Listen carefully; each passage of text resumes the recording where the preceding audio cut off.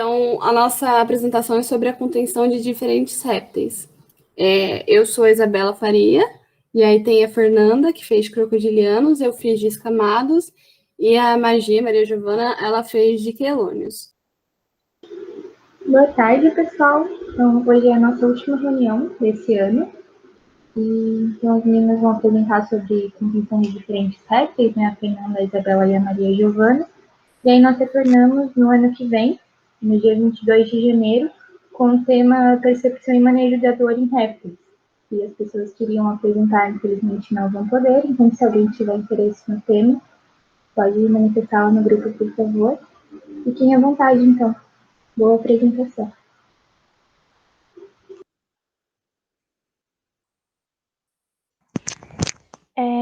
A contenção física de crocodilianos, ela pode ser feita através de caixas de madeira ou metal.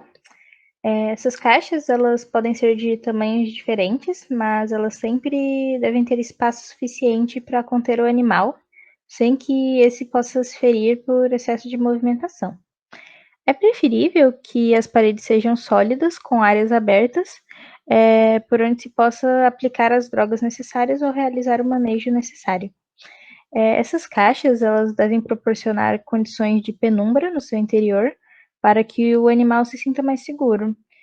No caso daquelas confeccionadas de barras de ferro, como essa da imagem, pode se cobrir com um tecido opaco após a captura do animal.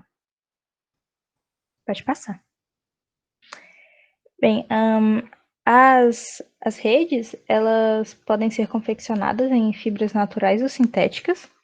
Elas podem ser utilizadas sobre grupos ou animais solitários através de sistemas de lançamento de redes. Ou os animais podem ser conduzidos até a rede ficando retidos nela. As redes também podem ser usadas de forma semelhante aos laços, ficando camufladas no solo e sendo suspensas quando o animal se posiciona em cima delas.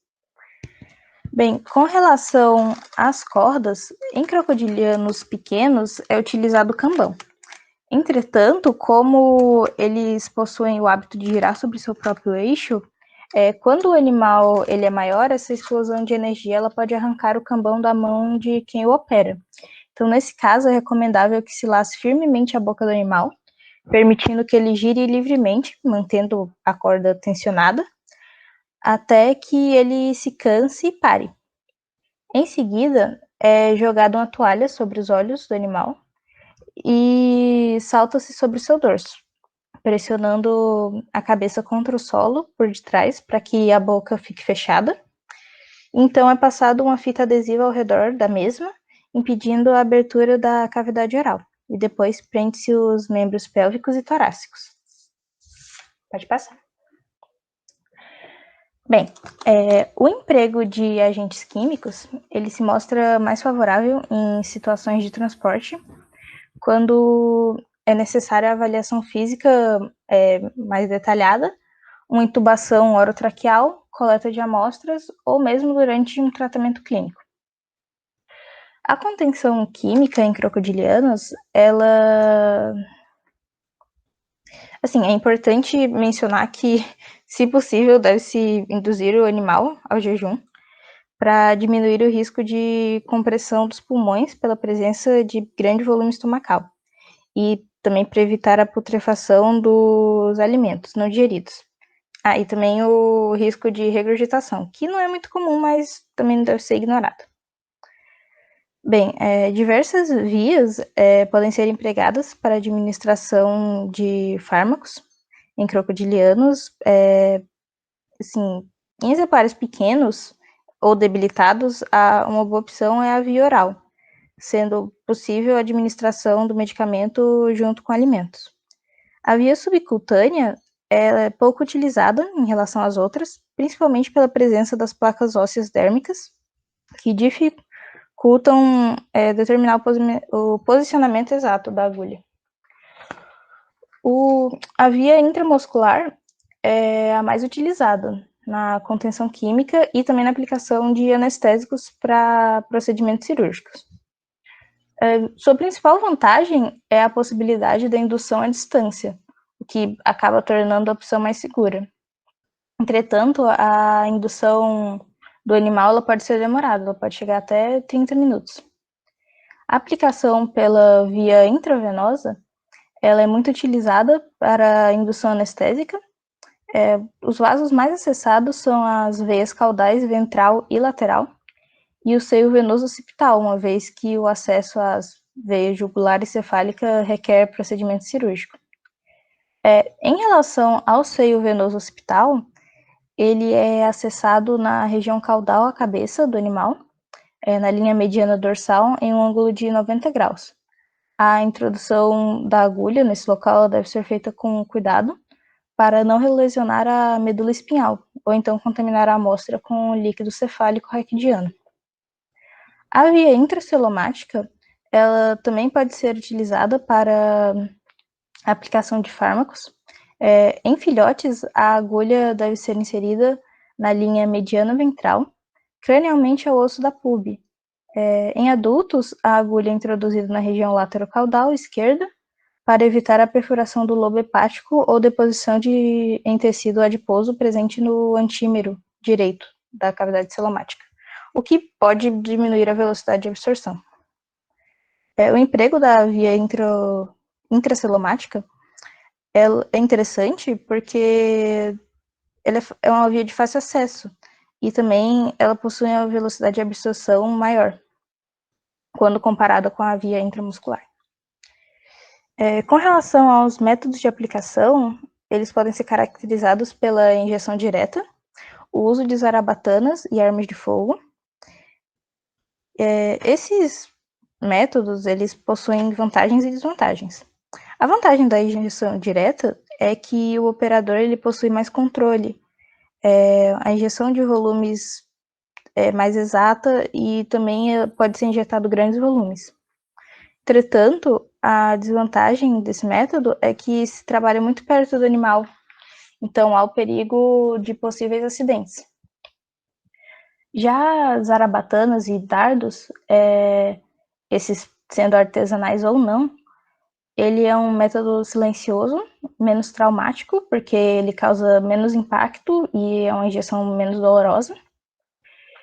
Ele é aplicável a uma grande variedade de espécies, não há necessidade de manutenção, já que o dardo é descartável e é barato. E também é um método socialmente aceito. Porém, ele está sujeito a falhas frequentemente. Ele só permite a injeção de pequenos volumes, há limitações de potência, alcance e precisão na zarabatana. É utilizado agulhas simples, sem ganchos de fixação ao corpo do animal.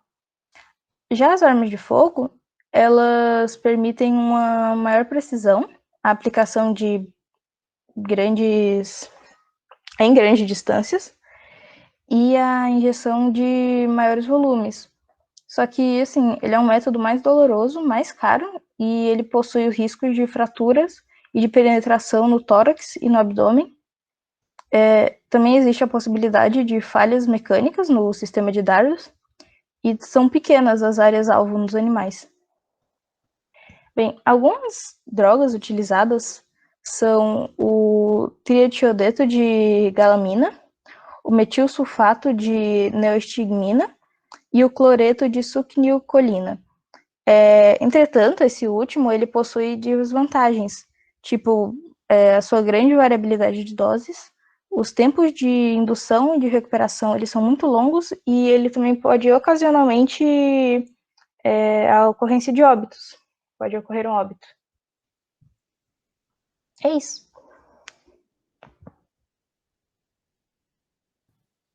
Então, sobre escamados, eu vou começar falando sobre as serpentes, que no momento é uma dos animais mais utilizados no mercado de pets, ultimamente no que se diz escamados.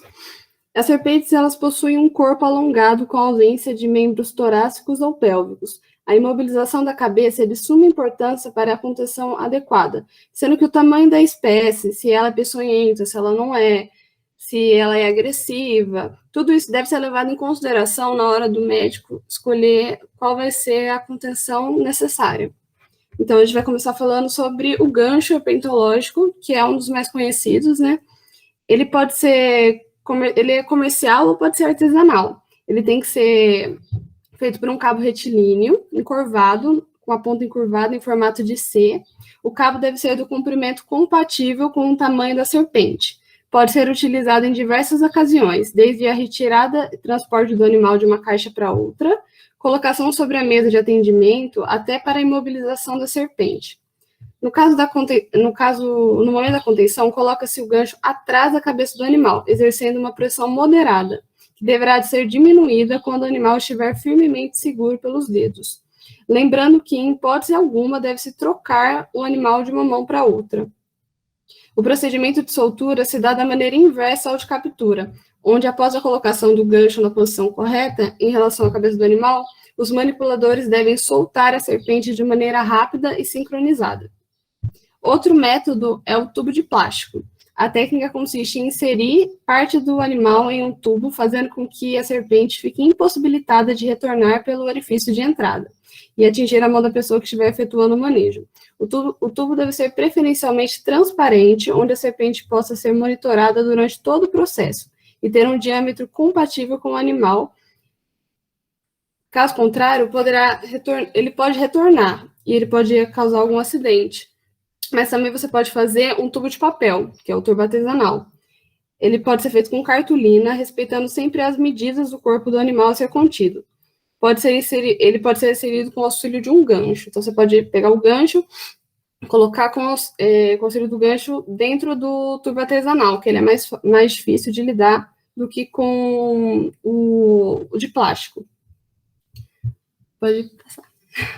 Sobre a câmara de espuma, trata-se de um equipamento bastante útil na avaliação biométrica e administração de medicamentos para serpentes. Consiste em uma câmara de espuma com a espessura de aproximadamente 10 centímetros.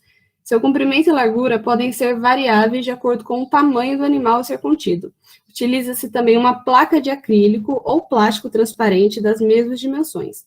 É interessante que a placa possua alças para facilitar o manejo, bem como reduzir os riscos de acidente. O animal é colocado em cima da espuma e, em seguida, coloca-se a placa de acrílico sobre a serpente, pressionando de forma proporcional à força do animal, para não ocorrer lesões.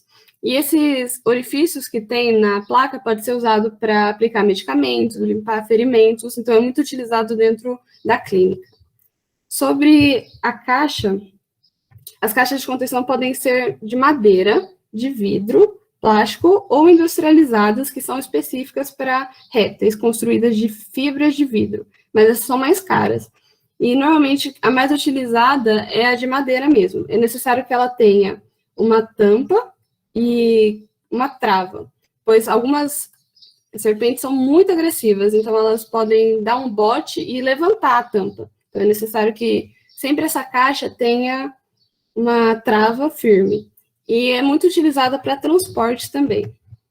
Sobre a contenção manual, no momento de se conter uma serpente, deve levar em consideração todas as características dela, né? Se ela é mais agressiva, se ela é peçonhenta, se ela não é. Caso ela não seja peçonhenta, uma maneira certa de mobilizar é você pegar com um gancho, posicionar os dedos polegares sobre a base do crânio e o dedo indicador sobre a mandíbula. Essas manobras impedem que o animal abra a boca, porém a pressão realizada no momento deve ser correspondente ao tamanho do animal. Então, sempre tomar esse cuidado. Aí na foto a gente pode ver que tem dois tipos, né? O primeiro é que ele está contendo uma serpente não peçonhenta. O segundo é utilizado para retirada de veneno, alguma coisa, algum interesse que você tenha no animal. E aí você pressiona o jeito que ele consiga abrir a boca, diferente de outras maneiras. Pode ir próximo. Tá. Sobre o laço de Lutz, também conhecido como cambão, ele é utilizado para serpentes de grande porte, porque elas são extremamente fortes. E como é importante a gente sempre conter a cabeça do animal, o cambão é muito utilizado porque ele dá essa força para o manejador, né?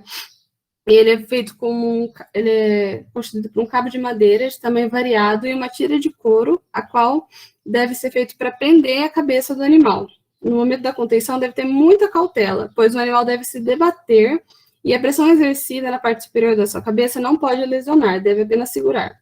O corpo também deve ser contido, na finalidade de evitar que o animal venha sofrer algum dano, como escoriações cutâneas, lacerações musculares e lesões vertebrais. E também necessita de uma equipe treinada, porque não pode exercer muita força na hora de usar o cambão na serpente. E sobre o saco de tecido, ou tecido, ele é muito utilizado porque ele impede que a serpente, ela enxerga o que está acontecendo. Então, ela não consegue...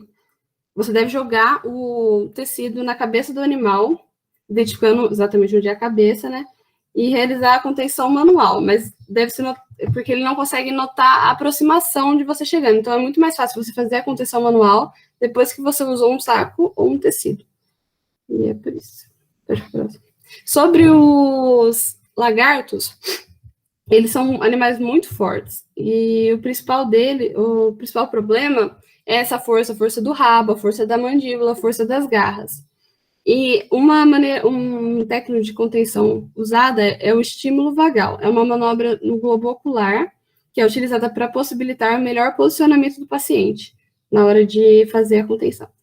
E aí é necessário segurar da maneira adequada os membros dianteiros e posteriores juntamente com a cauda, evitando principalmente acidentes com as longas garras, né, que a maioria dos grandes lagartos tem, né, no caso aí tem uma iguana e um teiu, e eles são muito fortes. Então, é bom sempre tomar mais cuidado. A contenção manual é exatamente isso, você ter o cuidado de segurar bem os membros posteriores e os anteriores, e é bom segurar a cauda, que é onde ele tem muita força, e é sempre bom tomar esse cuidado. Quando você vai pegar um lagarto, é importante você ter alguma técnica, porque alguns realizam a autotomia, que é a amputação espontânea da cauda, que ele fica muito nervoso e acaba soltando. Então, é importante que você tenha algum conhecimento na hora de realizar essa contenção física. Pode ir para o próximo. Sobre a contenção química, quando usados apropriadamente, os agentes dissociativos como o hidrocloridrato de cetamina, de tiletamina, o zolazepam, o xilazamina e outros anestésicos voláteis não inflamáveis, particularmente o isoflurano, proporcionam ao médico veterinário segurança e eficácia para realizar o procedimento necessário. Partindo do princípio que todos os répteis são ectotérmicos, a duração da anestesia, a velocidade de indução, recuperação, e são todos dependentes da temperatura corporal temperatura do ambiente. Então, os escamados também eles tendem a ter notavelmente resistentes à hipóxia, e nenhuma espécie deve ser considerada morta antes de prolongadas tentativas de ressuscitação. E os pulmões dos escamados são considerados muito frágeis. A ventilação forçada positiva deve ser realizada com muito cuidado para evitar a ruptura dos alvéolos e dos pulmões. É isso. Eu vou falar sobre quelônios, e quando você for transportar eles de um lugar para o outro, você pode utilizar uma pulsa, uma rede, luva e essas caixas vazadas da imagem. Primeiramente, você contém o animal, coloque ele com muito cuidado na caixa, que ela deve ser verificada antes se ela é autossuficiente, para o animal não fugir. É também muito importante não colocar muitos animais numa caixa só, porque eles estão muito estressados e eles podem brigar, e é melhor não. Também é importante lembrar de colocar uma outra caixa por cima, que evita ainda mais a fuga. Uma outra questão é que quando você precisar manipular a cabeça do animal e ela estiver para dentro da carapaça, você pode pressionar gentilmente os membros posteriores, que vai impulsionar ele a colocar a cabeça para fora e você vai conseguir fazer o que você quer. Caso você queira fazer uma radiografia, por exemplo, e precise que o animal fique imobilizado, você pode colocar ele num pedestal, que ele não vai conseguir andar, mas você tem que verificar também se a patinha dele não consegue encostar no chão, e se ele não conseguir, tá tudo certo. Para a contenção dos colônios, quando a gente for segurar, a gente tem que pegar o plastão e a carapaça ao mesmo tempo, e pode ser lateralmente ou caudalmente, igual a imagem.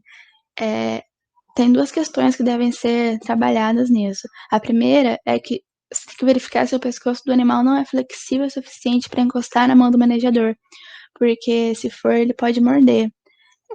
A outra questão também é que tem que tomar cuidado para não colocar o dedo perto da cavidade do membro, porque aí, quando ele for retrair, vai pressionar e vai machucar bastante.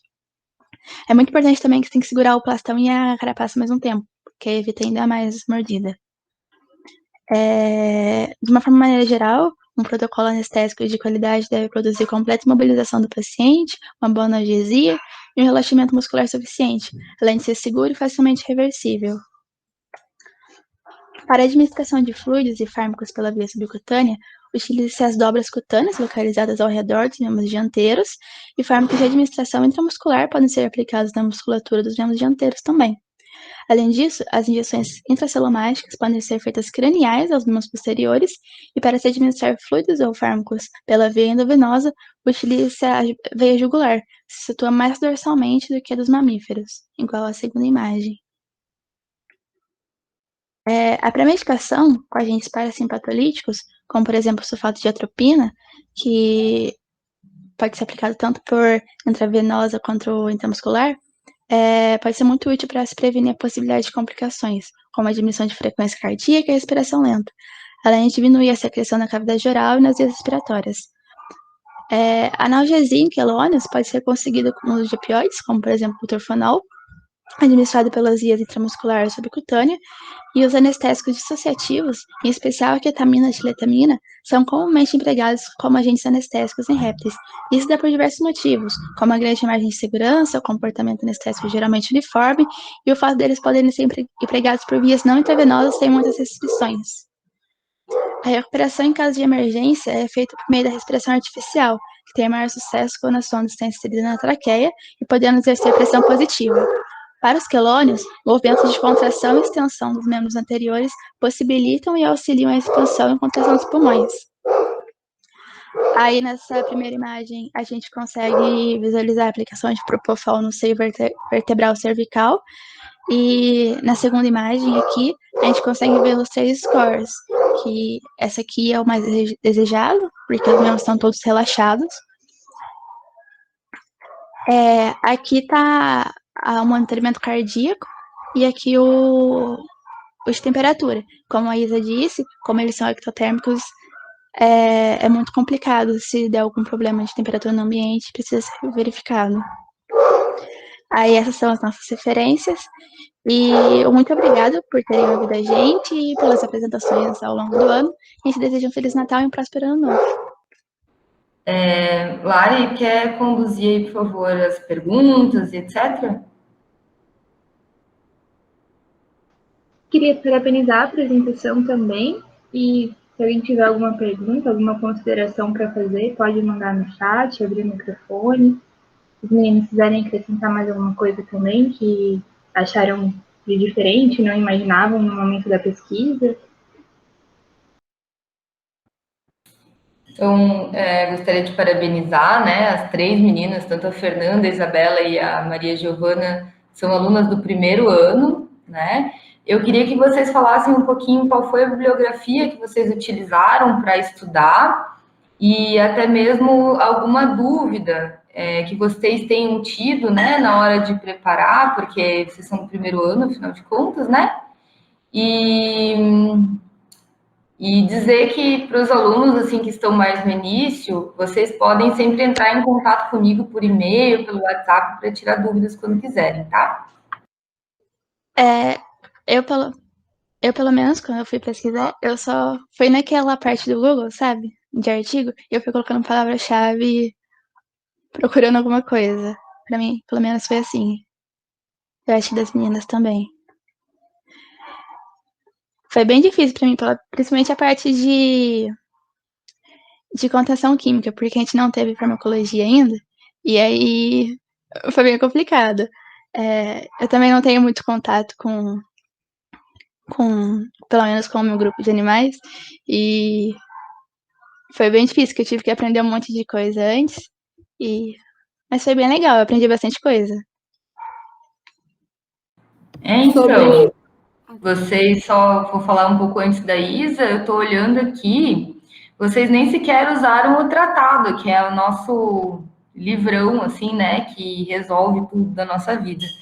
Então, meus parabéns, vocês se basearam praticamente só em artigos e teses e ficou muito bom. Muito Eu só obrigada, professora.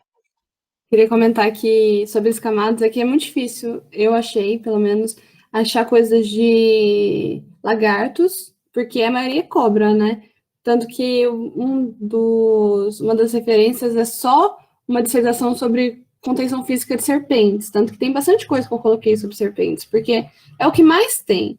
E sobre contenção química, eu também achei bastante difícil, tanto que eu coloquei, cloridato, não sei o quê, mas eu não sei sinceramente o que é, sabe? Eu coloquei porque eu acho que vocês sabem.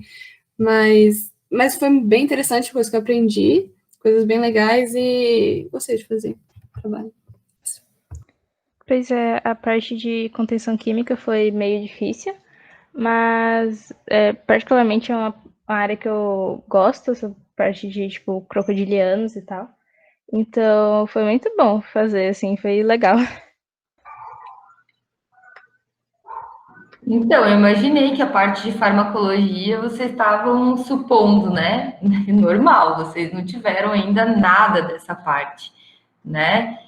Mas com certeza o pessoal que está mais avançado aí no grupo pode talvez até elaborar um pouco melhor isso para vocês agora, né? Quem tiver interesse, estou vendo que a Elô está escrevendo ali. E se a Maria Giovana gosta de crocodilianos e jacarés e etc., a gente tem uma ex-aluna hoje, médica veterinária, que trabalha bastante com esses animais, tá? Só que ela tá lá no norte. Então, um dia, se você quiser estar, a gente pode conversar com ela. Fernanda, prof. Ah, foi a Fernanda que falou? Ah, eu vi as bolinhas ali no Maria Giovana, então foi a Fernanda, viu, Fernanda? Tudo bem. A gente tem a Elisa aí, que foi já da diretoria do GES por muitos anos, que trabalhou muito com esses bichos.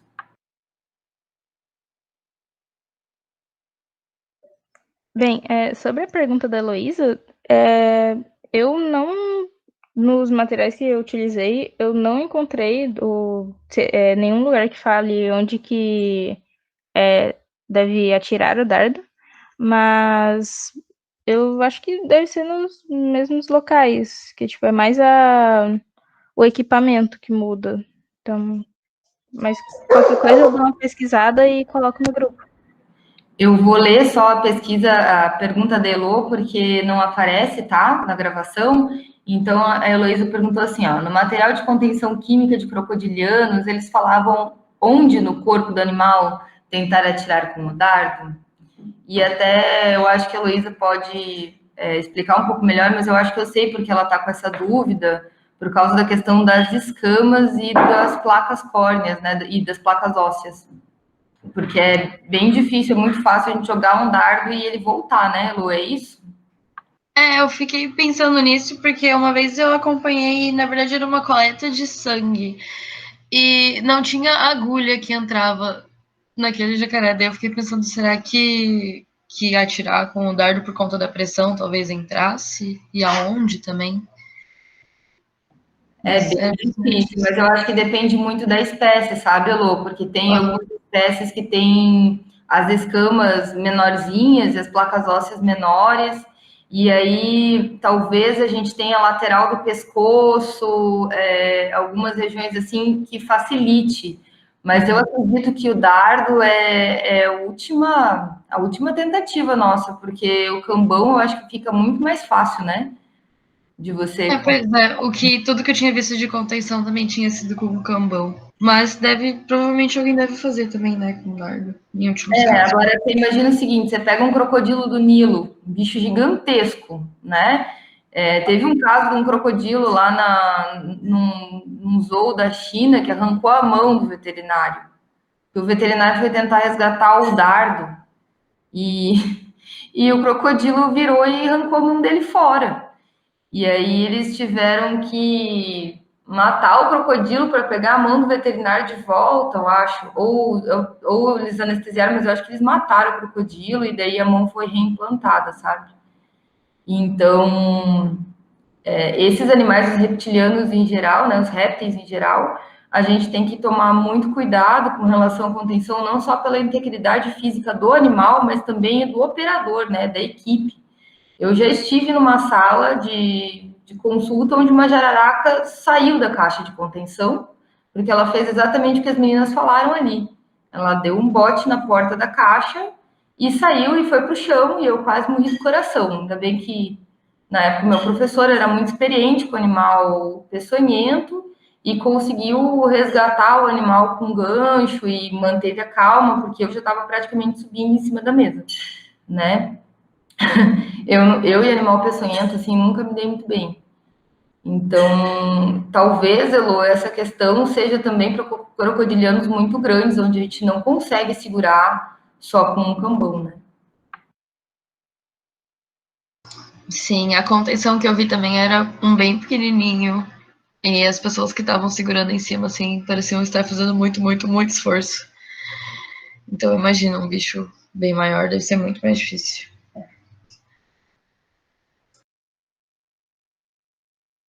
Bem, para qualquer animal, a gente sempre tem que pensar que local de injeção intramuscular, né, seriam os grandes músculos, assim, região de pescoço, de membro, evitar áreas mais sensíveis, como abdômen, tórax, né, cabeça. Então, eu acredito que no caso de crocodilianos, a gente vai procurar uma área com bastante musculatura e com pele mais fácil de adentrar com uma agulha, né? Talvez pescoço.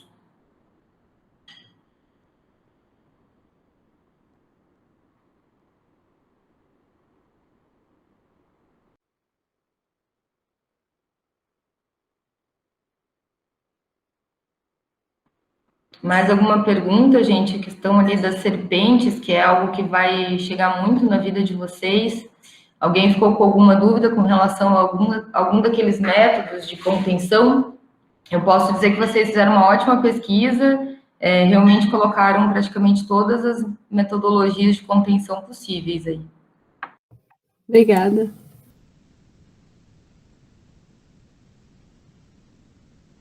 Eu só não recomendaria aquele tubo de cartolina se o animal for peçonhento, tá? Porque, inclusive, a contenção da cabeça de serpente peçonhenta tem que tomar um cuidado extra, porque, às vezes, só de você segurar a cabeça dela, dependendo de como você segura,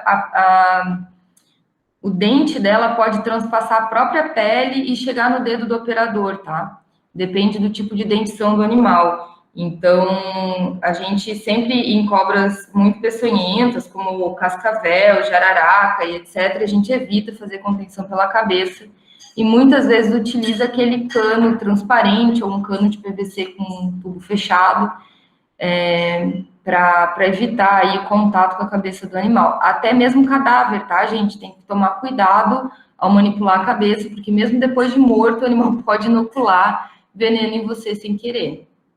Então, tem que tomar bastante cuidado. Sim, sobre a contenção manual, eles deixam bem, assim, deixam claro, assim, que é preferível com serpentes não peçonhentas. Quando ela é peçonhenta, é bom analisar a situação, ver se ela é realmente necessário fazer a contenção manual, se não dá para fazer de outra forma, e aí eles colocam no artigo. Então, eu achei isso bem interessante. E sobre a caixa que você comentou, eles também comentam que tem muito acidente da cobra dar um bote na caixa, então quando você fechou, você já tranca, tem que ter uma tranca que funciona, porque às vezes tá velha, alguma coisa não fechou direito, e ela dá um bote, pode voar na cara de alguém, pode cair no chão, ela se machucar. Então é bom sempre, quando for usar a caixa, não colocar num lugar muito alto também, para evitar esse tipo de acidente. Não, você tá certa. Inclusive, aquela cobra que fugiu, ela fugiu, agora eu tô lembrando, numa situação bem específica, eu tava no último ano da faculdade, ela foi dar o bote para tentar subir da caixa, sair da caixa, né? Eram 2 jararacas dentro de uma caixa, e na hora que ela fez isso, o operador tentou fechar a portinha, e aí bateu com a portinha da caixa na cabeça da serpente. Aí o professor Rogério, que era meu professor na época, ainda depois de conseguir tirar o bicho do chão, ainda fez uma contenção manual para analisar a cabeça, ver se não tinha nenhuma fratura, se não tinha feito lesão de pele, etc, né? Então, realmente, assim, a contenção manual a gente pensa 1 milhão de vezes antes de fazer. E aí me vem na história a história daquele estudante de medicina veterinária, que na verdade era um traficante de animais, né? Que tinha várias serpentes peçonhentas lá e manipulava, acabou levando, inclusive, né, um acidente ofídico aí, teve um acidente ofídico com o animal.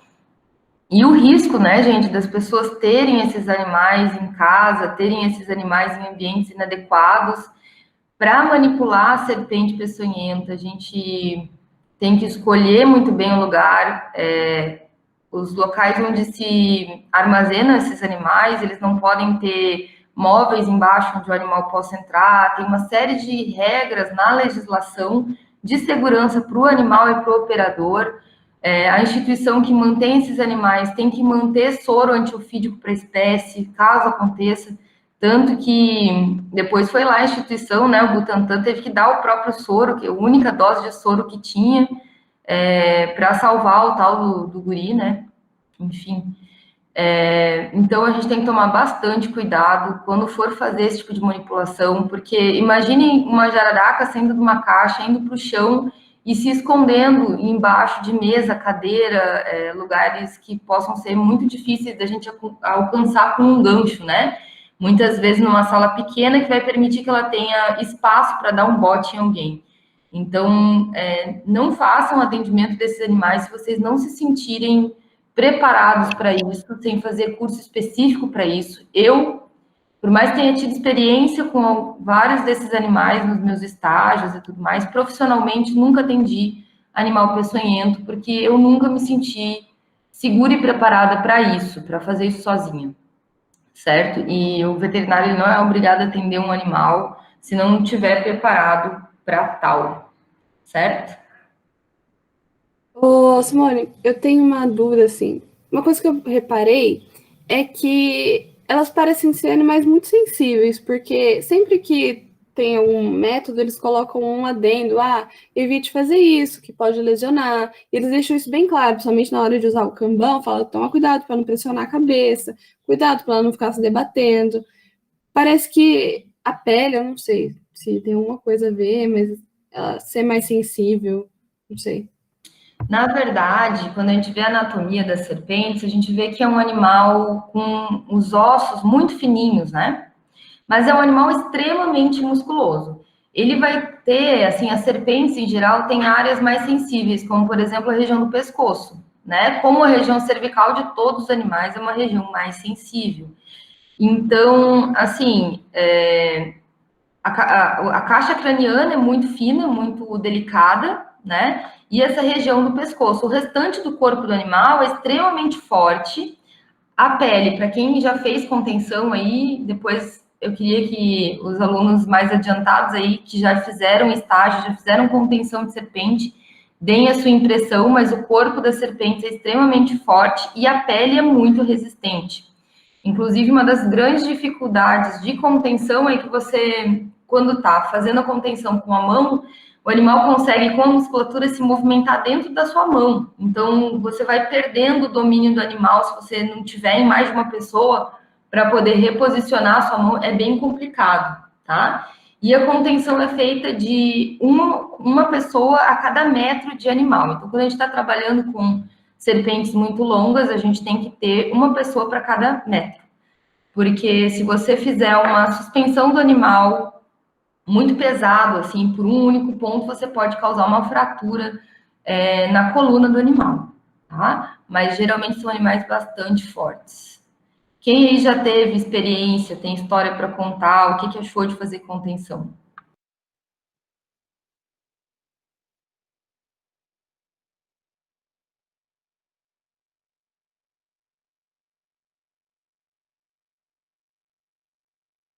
Quem aí? Elô, Ju, quem mais? A Larissa, não sei se já fez contenção de serpente. Deixa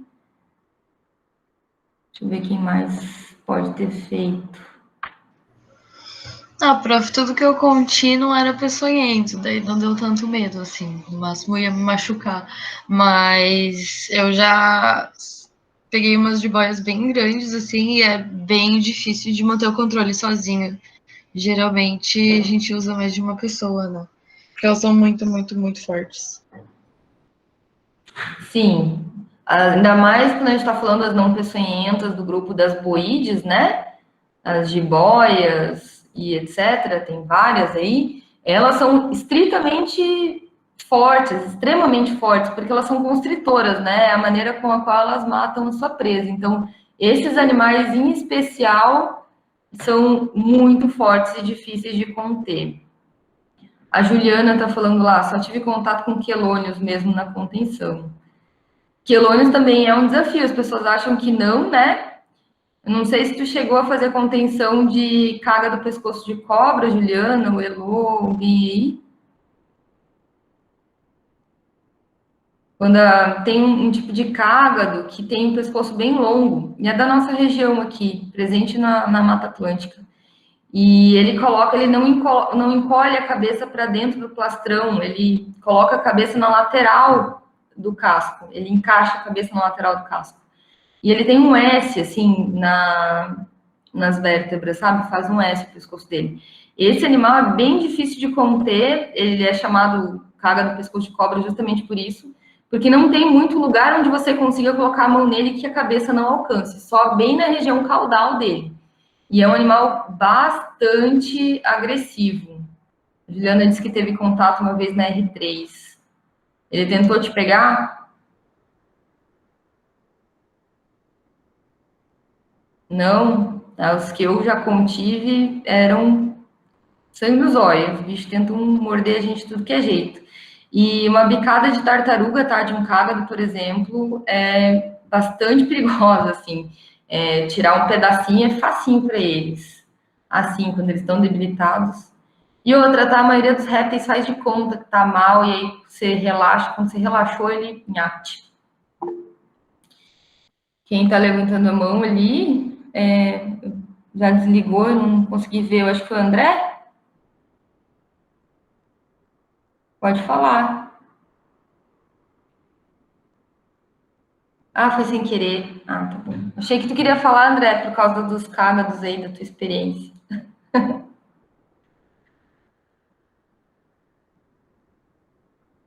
Então, tá.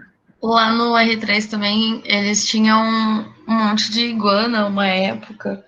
E elas não eram muito grandes e me pediram para segurar uma vez. E eu subestimei, assim, porque elas eram pequenininhas. E eu foquei mais na cabeça e eu tava de manga curta. Nossa, eu levei umas rabadas no braço, que acho que a marca ficou uns 2, 3 dias, assim. Deu bastante. Foi meu primeiro contato, eu não tinha ideia de que elas tinham essa força, assim. Sim, levar rabada de teiu e iguana é um problema. A iguana ainda tem aqueles esporões na cauda, né, que machucam ainda mais. O André tá falando aqui que já levou mordida, que dói mesmo, e que os bichos não querem soltar depois. É bem isso. Elas, quando é filhotinho é lindo, né? Elas mordem o dedo da gente, a gente fica dando risada e elas presas no dedo. Depois, quando fica adulta, capaz de tirar um pedaço do seu dedo fora, né? Eu passei por uma experiência bem estranha quando eu estava visitando Natal. Lá as iguanas são endêmicas, né? Endêmicas não, elas são nativas lá no Nordeste. Então, Natal tem muita iguana espalhada pela cidade, assim. E a gente estava saindo da praia, indo para um restaurante, andando na rua, e a gente via, assim, as iguanas nos gramados, em tudo que é lugar tinha iguana. E caiu uma iguana de uma árvore alta, uma árvore muito alta, ela deve ter caído uns 4 metros, de barriga no asfalto. Coitada. Só que ela conseguiu levantar e sair correndo, e não consegui ver se ela tinha se machucado feio, assim, mas o normal seria ela cair numa serrapilheira, né, numa montanha de folhas, alguma coisa assim, se ela caísse numa árvore. Ela caiu no duro, assim, não lembro se era asfalto ou paralelepípedo, mas me deu muita dó, tá? Aqui na nossa região, o iguana é exótico, né, não existe aqui. E quando vai conter esse tipo de animal, eles deixam isso bem claro, que é um animal extremamente forte. Então, não tem tantos métodos igual tem das serpentes, né? Porque as serpentes têm tem bastante jeito de você lidar com elas, mas os lagartos, eles principalmente falam sobre você saber posicionar os membros e a cauda para que ele não te atinja, porque a cauda pode machucar muito, as unhas, pode morder também, eles são muito fortes. Teiu, que é um que a gente tem bastante contato, né? Que iguana também, mas teiu, acho que, pelo menos na minha região, tem bastante. Sim, eles são fortes, eles têm algumas armas, são animais extremamente pacíficos, né? Eles só vão atacar durante a contenção se sentirem realmente ameaçados, assim. Mas tem que tomar bastante cuidado. E quando forem atender uma iguana de estimação, por exemplo, porque existem pessoas que têm iguanas com certificado, tudo certinho, né? Tomar muito cuidado para não fazer a contenção pela cauda, estressar o animal, porque pode ter a tal da autotomia e você devolver para o cliente uma iguana sem cauda. Então, isso não é legal, tá? O que acontece? Cresce novamente uma cauda, mas é uma cauda substituta, sem vértebras, com a pele bem disforme, leva bastante tempo. Então, o cliente pode ficar muito bravo com vocês. O André está perguntando, professora, mas não tem iguanas introduzidas aqui no sul? Acho que não se adaptam no clima, né? Eu nunca vi, tá? Nenhum problema causado por iguana. Eu acho que elas são de ambientes mais quentes, né? Eu acho que elas não sobrevivem muito no inverno aqui. E eu acho que elas não conseguem reproduzir bem na nossa região, não. Eu nunca ouvi nenhuma reclamação de introdução de iguana no nosso ambiente. Tá? Mas tem gente que tem, daí tem que fazer toda a questão do aquecimento, né, e etc, assim. Mais uma vez, assim, tem iguanas que se acostumam com a contenção do dono, são contidas desde sempre, aceitam carinho, etc. Mas a gente não pode esquecer que répteis são animais contemplativos, tá? Não é cachorrinho de estimação. E as pessoas esquecem disso, acabam estressando o animal ao extremo.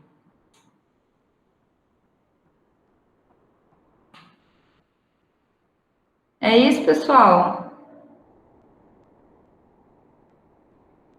Alguma dúvida sobre contenção química? Por enquanto?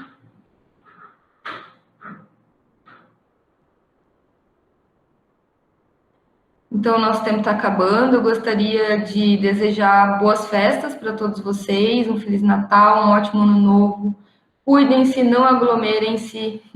A vacina vai chegar, então vamos aguentar mais um pouquinho, tá? E eu espero que ano que vem a gente se veja. Quem quer encerrar aí? Eu acho que a Larissa. Larissa voltou? Voltou. Lara, encerra, por favor. Bem, gente, então, obrigada pela apresentação. Essa dia do restante do ano também. Passo as palavras da professora, as minhas também, um bom final de ano para todo mundo. E ano que vem, então, a gente continua com as apresentações. Qualquer coisa, mandem lá no grupo em relação aos temas. E é isso. Então, bom final de ano para todo mundo.